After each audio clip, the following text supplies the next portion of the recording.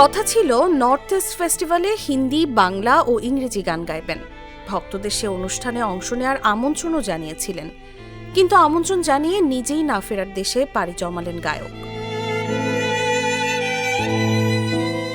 বলছি বলিউড সঙ্গীত পরিচালক ও গায়ক জুবিন গর্গের কথা।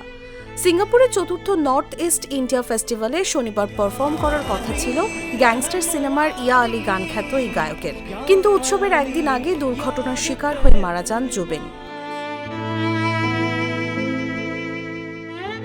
ভারতীয় সংবাদ মাধ্যম টাইমস অফ ইন্ডিয়ার প্রতিবেদন থেকে জানা যায়, সিঙ্গাপুরে স্কুবা ডাইভিং করতে গিয়ে দুর্ঘটনার শিকার হয়ে শুক্রবার দুপুরে মারা যান জুবিন। তার মৃত্যুর খবর প্রকাশের পরই বিভিন্ন সামাজিক যোগাযোগ মাধ্যমে ছড়িয়ে পড়েছে গায়কের শেষ ভিডিও বার্তা। Hi guys, my friends from Singapore. I'm coming to Singapore tomorrow.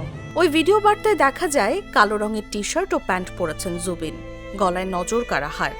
Video বার্তায় জুবিন সবাইকে উৎসবের আমন্ত্রণ জানাচ্ছেন। ভক্তদের তিনি জানান 2 দিন ব্যাপী এই অনুষ্ঠানে তিনি উপস্থিত থাকবেন, উত্তর পূর্ব ভারতের সংস্কৃতি তুলে ধরবেন। গায়কের আমন্ত্রণের এই ভিডিও বার্তায় এখন কাঁদাচ্ছে ভক্তদের।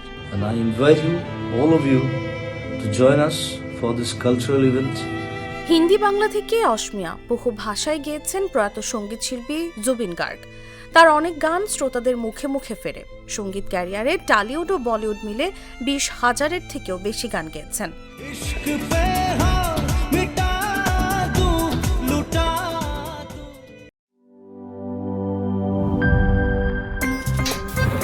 আমার একটা স্মার্ট সিদ্ধান্তে 25% গ্যাসের খরচ কমেছে। ভাবছেন কিভাবে?